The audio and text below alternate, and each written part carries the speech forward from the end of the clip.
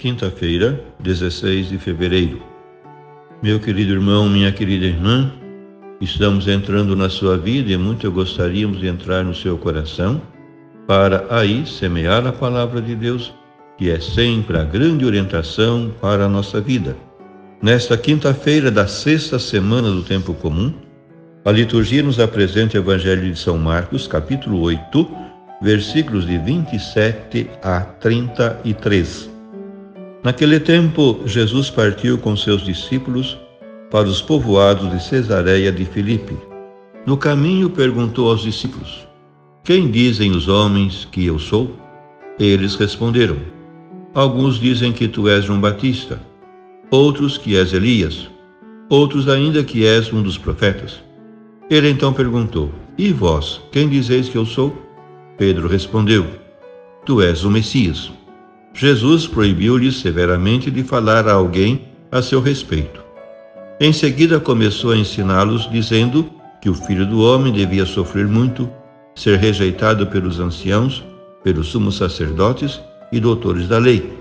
Devia ser morto e ressuscitar depois de 3 dias.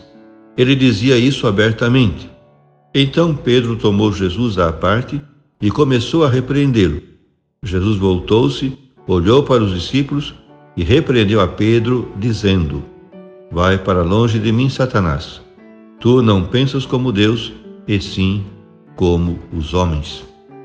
Meu querido irmão, minha querida irmã, o ponto central e divisório do Evangelho de Marcos é a passagem evangélica de hoje, a profissão de fé do apóstolo Pedro.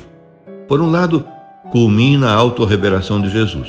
Por outro, introduz o tema do Messias sofredor, que se desenvolverá nos capítulos sucessivos, até terminar com a paixão, morte e ressurreição de Jesus. A passagem tem perfeita unidade em Marcos, mais que em Mateus, que intercala aqui o primado de Pedro. No texto de Marcos, vemos esta progressão. Primeiro passo: breve indagação de Jesus sobre a sua pessoa, perguntando aos seus discípulos o que opinam os homens sobre ele.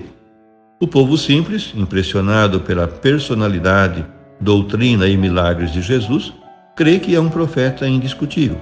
Uns identificam-no com João Batista, ressuscitado, outros com o mítico Elias, que voltou, e outros com um dos grandes profetas. Até aqui não era difícil responder. Mas Jesus vai mais longe. E vós, quem dizeis que eu sou? Pergunta comprometida, decisiva. Segundo passo: profissão de fé de Pedro. Então, em nome de todos, Pedro respondeu: Tu és o Messias. Só os discípulos eram capazes de chegar a essa conclusão, que culmina todo um processo de auto-perguntas sobre o Mestre, a quem seguiam e por quem tinham deixado tudo. Jesus aceita tacitamente essa declaração, pois proíbe-os terminantemente que o digam a alguém. Uma vez mais, a lei do silêncio messiânico para evitar a ideia de um Messias restaurador triunfal do reino político de Davi, segundo o sentir comum de todo o judeu, incluindo os discípulos. Terceiro passo: primeiro anúncio do Messias sofredor. Em seguida, Jesus instrui os apóstolos sobre que espécie de messianidade é a sua, muito diferente da que eles esperavam. Com toda clareza, prediz-lhes que o Filho do Homem tem que sofrer muito, tem que ser condenado pelos anciãos, sumos sacerdotes e escribas, ser morto e ressuscitar ao 3º dia. Surpreendente. Isso ultrapassava as suas conjecturas. Quarto passo: uma pergunta-chave e pessoal.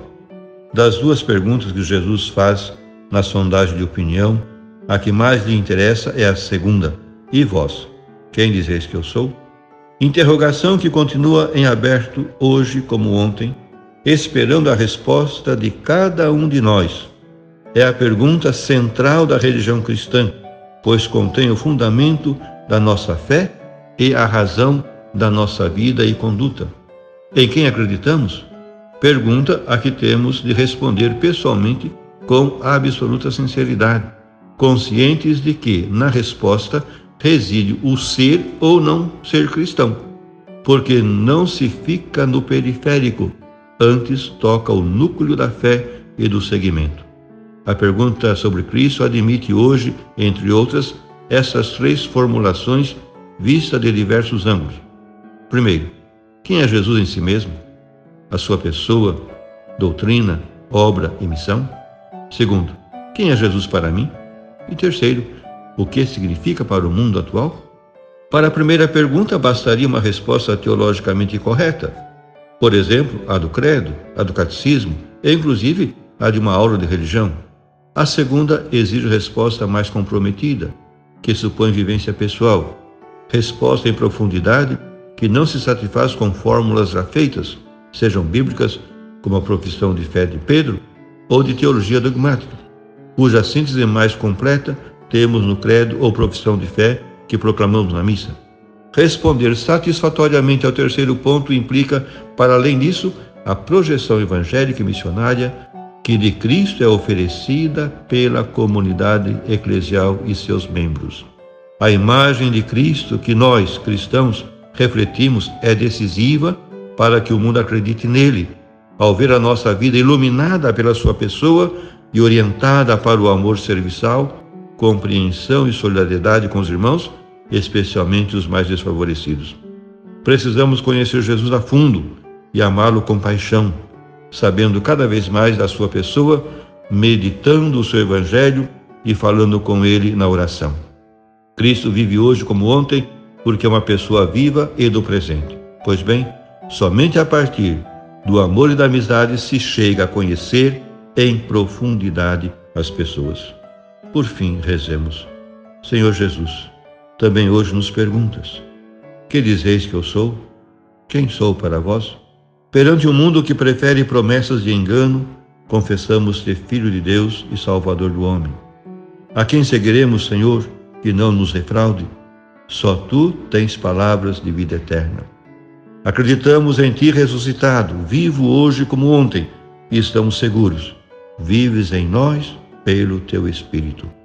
Concede-nos conhecer-Te a fundo pela fé e pela amizade, e faz que, amando os irmãos, nos entreguemos à fascinante tarefa de Te amar apaixonadamente, hoje e sempre. Amém. E a você, meu querido irmão, minha querida irmã, que me acompanhou neste encontro com a Palavra de Deus. Desça sobre ti a bênção de Deus Todo-Poderoso, Pai e Filho e Espírito Santo. Amém.